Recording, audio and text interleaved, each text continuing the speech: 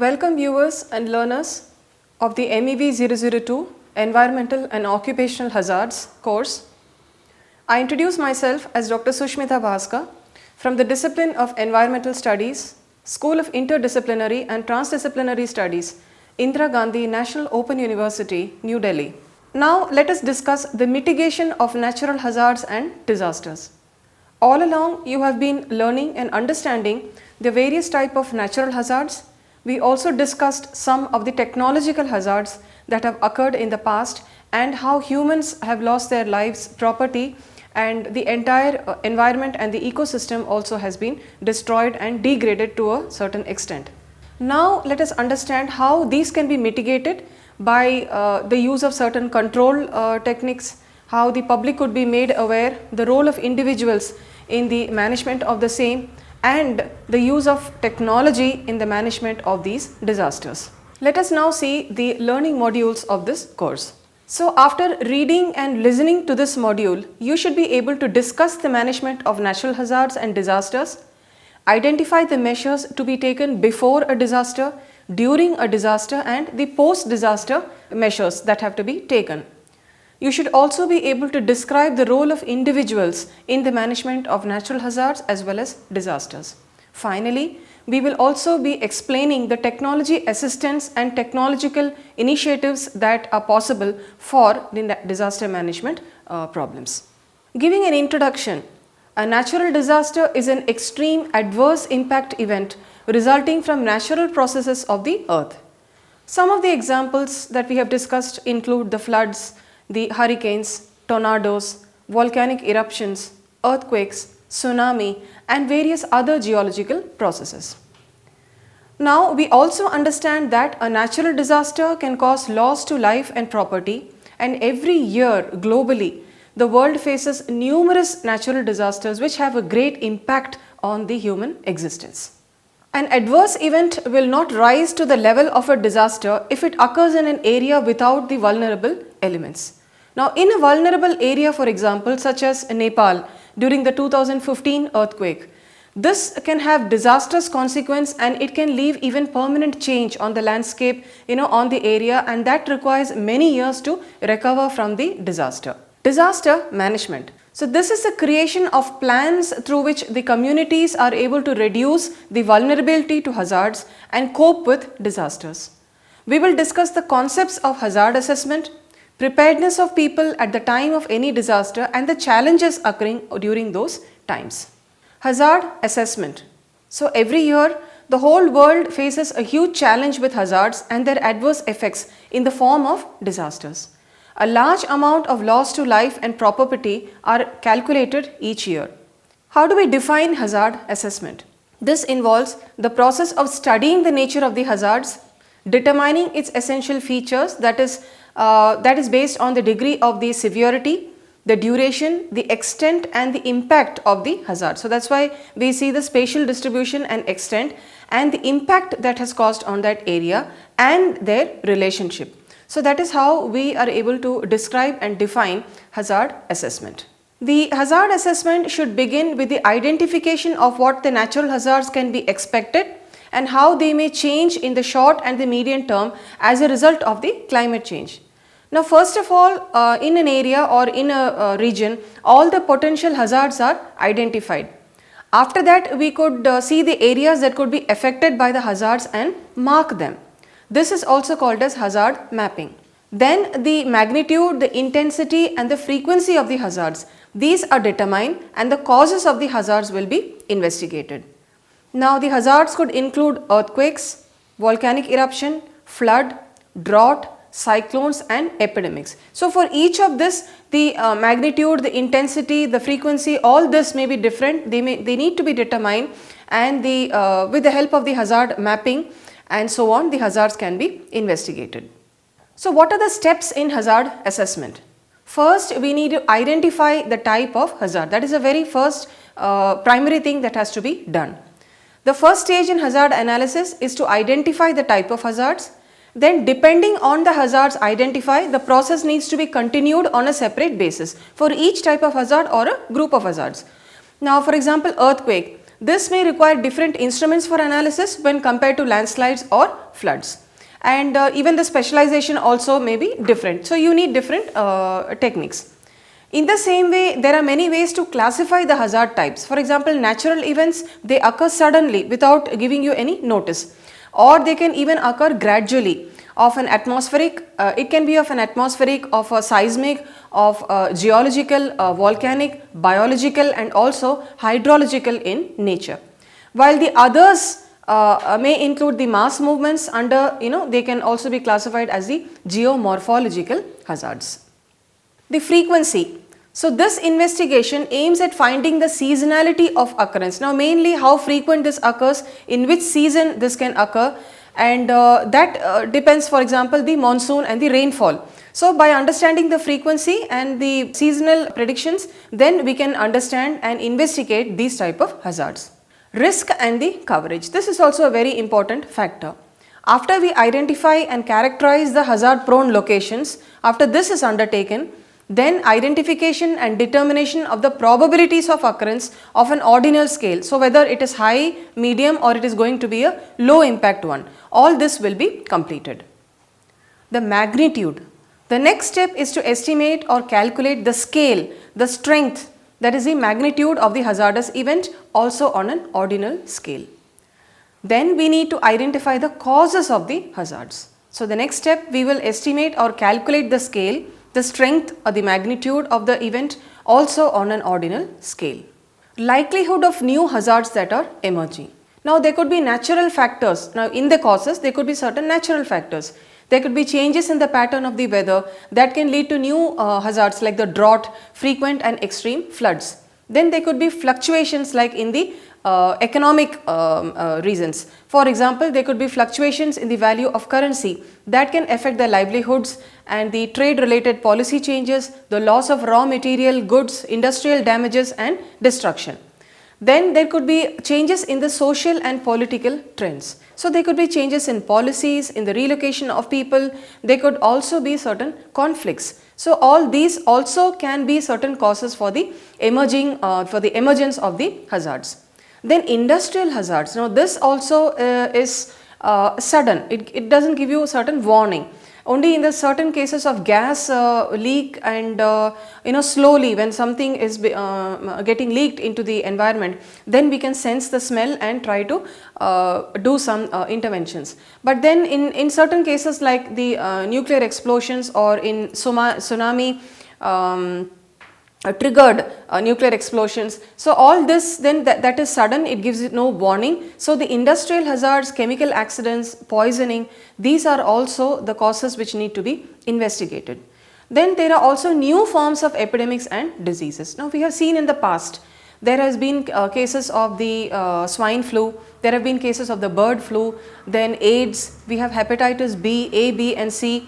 Then we have the Ebola virus. So, all this could be seasonal, it could be due to the global climate change, due to the monsoon, rainfall variations and patterns and fluctuations, and it could also be due to the natural hazards and the secondary and the tertiary effects that are emerging from the same.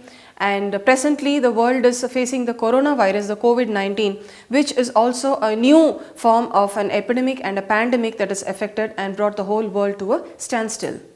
So, these are the, we need to identify the likelihood of the new hazards that are emerging. The next step is prediction and warning. So, sufficient warning needs to be given to people if you need to save lives. Sound scientific predictions and warnings, they save life. With only a few minutes notice of a tornado or a flash flood, people can act. They can run to safer places. For example, those who are on the shoreline, the fishermen, they can come out from their boats and they can run to the safer locations, and they can protect themselves from injury and also death. Predictions and warning also reduce the damage and the economic losses. So, if the notice to a disaster, it is given well in time, well in advance, in certain cases of the riverine floods or in wildfires or hurricanes, then the property, natural resources and the lives of people and the livestock can be protected. Some examples, if we have to give certain illustrations, the Hurricane Hugo. This illustrated the benefits of an effective natural hazards warning system. So here actually this was successfully done, and the warning was given well in time for the people. So without the successful prediction, warning and evacuation, the loss of life in this specific hurricane, it could have reached thousands, but actually the death numbers were less. They were just numbered. Why? Because there was successful warning and predictions that were given to the area and to the people, to the communities. In contrast, when a hurricane struck Galveston, that was in Texas, this had no warning system, and it occurred on September 8th in the 1900s. 6,000 people were killed and 5,000 were injured. So you see, when a warning is given, there is some kind of a prediction, evacuation is possible, but when it strikes and there is no warning system, then people run helter-skelter, and in that case it becomes difficult to control the same. So from this we understand that preparedness is very important. So disaster preparedness can prevent a bad situation from becoming worse. Emergencies come in various forms, and they having, for example, if we stock ourselves, okay, even if I have to give a recent example, during the initial times of this corona pandemic, people were asked to stockpile things of the essential commodities, because they feared that they will not get the grocery items, they will not get a sufficient ration or the food items for their survival. So if you have the right checklist and supplies and kit, including the first aid kit, if you have all these things with you, that means you are prepared for the same, prepared for in the event of a disaster. In the same way, you also need to have certain evacuation plans. If you are in a community or in a flat, you should know the steps that you need to take, that you should not take the lift in such cases if there is a fire in the building. So you need to take the steps, and which is the nearest possibility where you can come out of the building and stand in the open, even in case of earthquakes. So all this makes your family safe. Planning also helps everyone understand what to do when a disaster strikes. In some instances, it may be several days before the vital services can be restored. Now, it's not only the natural hazards and disasters that can create problem. In certain cases, extreme cold, when it goes minus 35 or even minus, less than minus 35 degrees, this especially occurs in the Scandinavian countries or higher up in the Arctics. In that case, if, the electrical lines sometimes could get frozen. So there may be days that people do not have the electric supplies. In that case, when the vital services can be restored only after a sufficient period of time, maybe a week, surviving this period also may become extremely difficult. So disaster preparedness is the first step in the management of natural hazards and disasters. Preparedness. It also reduces the feelings and helps the communities and families to know where to take refuge, and that brings the community together. And they are well prepared to face the same. They also know how to care for each other and also how to care for the basic medical issues. Then it can also alleviate some of the devastation by reducing the impacts of disasters. Now let us take each of the cases one by one and let us discuss them as a pre-disaster, during the disaster, and also the post-disaster management techniques. Now in the case of earthquake, a pre-disaster phase, make sure that your houses are earthquake resistant, the material that it is made up of, and in which area you are located in. Are you situated in a hilly terrain or in the plains, and so on. Secure that the heavy furniture and the object are actually towards the wall and that they don't fall, they are not placed in between where that can fall on you. Then you choose a couple of family meetings in one place where each and all of you are able to understand the evacuation plans and identify the possible places where you can reach or stand in the open in the event the earthquake strikes. Then also you need to be self-sufficient, that you need to stockpile your things for at least 3 days before which the national or the local governments come to help with the same. So always for the management there are 3 stages: the pre-disaster, during, and of course the post-disaster management. Pre, that means before a disaster occurs, proper planning and preparedness is required to reduce the potential loss of lives and environmental loss due to the nature of the hazard. So, in this case, like fishermen, they can be given good warning in the case of cyclones, tsunamis and floods. And then of course we can stockpile even the medical items and the medicines so that we can prepare ourselves for the same. During the disaster, now this is very important because here the people affected should be properly cared for until the disaster management team comes to help the community and the people. They will actually set up the control rooms, they will issue the warning notification, they have the action for evacuation, they need to transport the people to safer areas. Then they have the special shift arrangement of making these wards and the isolation units. They provide medical care for all those people who are affected there. So, the doctors, nurses and everybody, they all come to help the people out there. Then the other needs also include financial assistance, okay, because many of them will not be insured against these things. So, finance is a basic thing because people lose everything just in one hazard or a disaster. Temporary shelters are required. Clearing of the debris, suppose some people and some things are actually caught up right below, so you need to clear the debris. So, the roles of multiple people and agencies are required in order to manage these disasters. Post-disaster. Post-disaster is after the thing has been managed well during the disaster, after the disaster, after everything is done. Recovery, rehabilitation and reconstruction. These are three important things that need to be addressed. So, you need to recover from the disaster, rehabilitation so that people are rehabilitated in shelters, in safer places and we can assist them with long-term recovery. They may have certain psycho-traumatic issues, so we need to make them recover from the same. Then reconstruction. So, the communities where they reconstruct their entire community, for example, schools, the grocery stores or their houses, the infrastructure, the medical facilities, all these they need to be reconstructed. So, again this requires both the national as well as the community support. Earthquake. So, we discussed the pre-disaster phase. Now, in the disaster phase, in most of even the schools in Japan, if you see, the children are taught to duck, cover and hold. So, they know how to duck under the desk. So, this is also the pre-disaster will also include training of certain kinds. Okay, the children and the people need to be trained as to what to do when disaster strikes. Now, here during the disaster, duck, cover and hold is very important. So, that you hold firmly to under a furniture, under a desk for example, then move normally of course you should move outside in the open, that is always better, or you can also sit with your back to the wall and bring your knees to your chest and then you cover your head. Then you need to stay away from the mirrors and the windows because that can crash and then that can fall. When it is actually the building is vibrating, when it is shaking, then at that time you should not leave the building but secure yourself in a safe place. And if you are outdoors, then you need to move away from the bigger structures like big trees or buildings and bridges or overhead power lines, because all these can then fall on us and it can create havoc. Post disaster.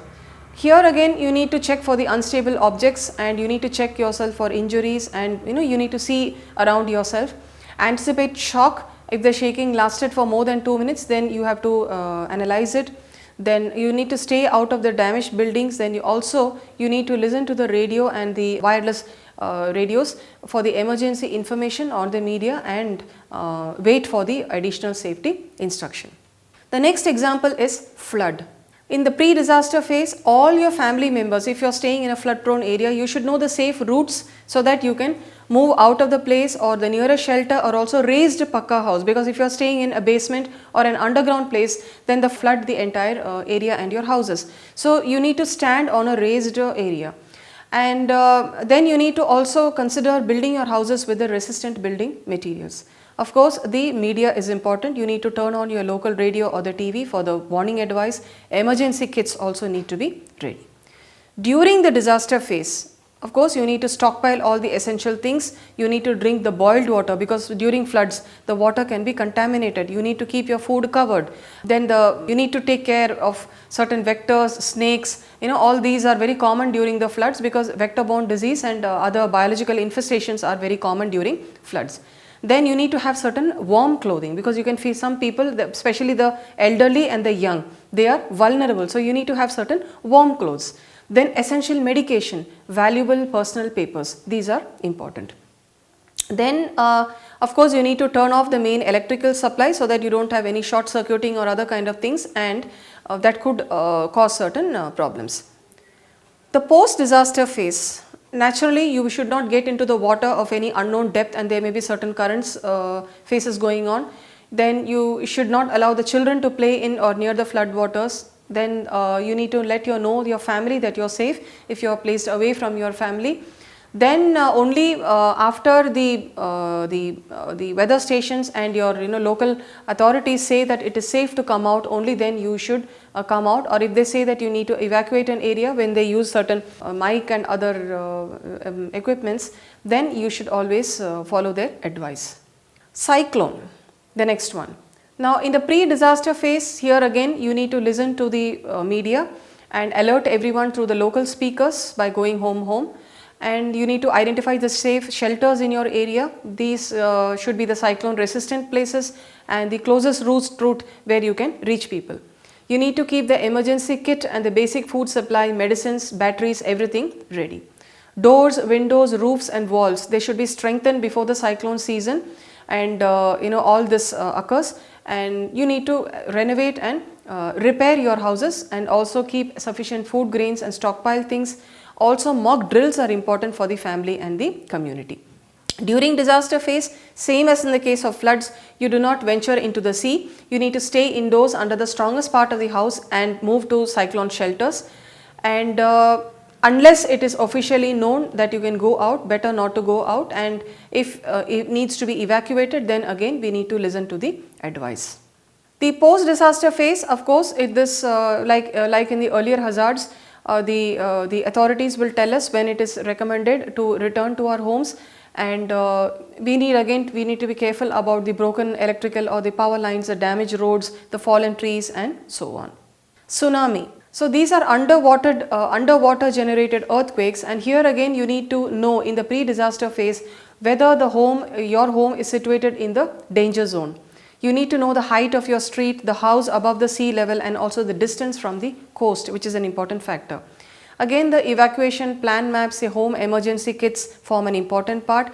During the disaster, people living along the coast, they should consider if there are any earthquakes or certain kinds of warning signal, then they should move to the safer places. Then you need to stay away from the beach, and you can also climb on to raised platforms onto the highest floor of any house or building which you might see. So if you had seen this movie of San Andreas, which actually showed the hazards and how the people were faced with the earthquakes and the tsunamis, here you would have seen that the kids who were stuck in that case, they actually moved to a very high point upon a mountain hill, and they secured themselves and they were safe from the effects of these tsunami. Post disaster, again we need to listen to the media, the radio or the television. If you hear any official warning, then you need to evacuate immediately. You need to check for the short electrical, the short circuits, live wires, check the food supplies and also test the drinking water. Finally, the role of individuals. So socially responsible approach to building resilience would ensure that appropriate assistance is provided to particularly the vulnerable individuals, groups, regions and the communities. By contacting the local emergency management office or the local Red Cross office, the individuals can also find what types of disaster are more likely to occur in a specific community. Now some communities, they also use sirens and loudspeakers where they can inform each other by going door to door, or they can even leave certain messages. And now we also have all this media and the technological apps. We have the WhatsApp and other things where you can communicate with each other easily regarding the onset of any hazard. Then mock drills and other precautions also can be done, and this includes the roles of the individual. Technology. So a technological assistance is also very important, like for example the GIS. Okay, the geographical information systems, they provide a very effective tool for the remotely sensed data and other spatial and non-spatial data types. And here you can actually facilitate the measurement, mapping and monitoring of all the variety of the data types related to the natural phenomenon. So here you can prepare the hazard maps to delineate certain hazards like earthquakes, landslides. You can create them for the cities, for countries and also globally for the entire community. Finally, remote sensing and internet. These are also very important. Remote sensing means making any observation of an object from a distance without actually coming into contact with that thing. And this can gather data much faster than the ground based observation, and you can cover large area at one time to give a synoptic view. Internet, we all know, electronic communication is the most powerful platform for disaster mitigation and communication. So a website is a very low and cost effective means for the same. And here you can give a good option for the rapid, automatic and global dissemination of disaster information.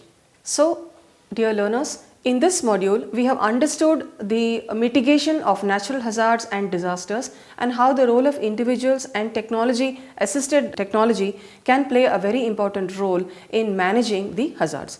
We also saw the specific, with specific examples, we have seen the pre-disaster, during the disaster and post-disaster, what measures can be taken and how the community can be better prepared and how we can tackle such kind of hazards and disasters. Thank you.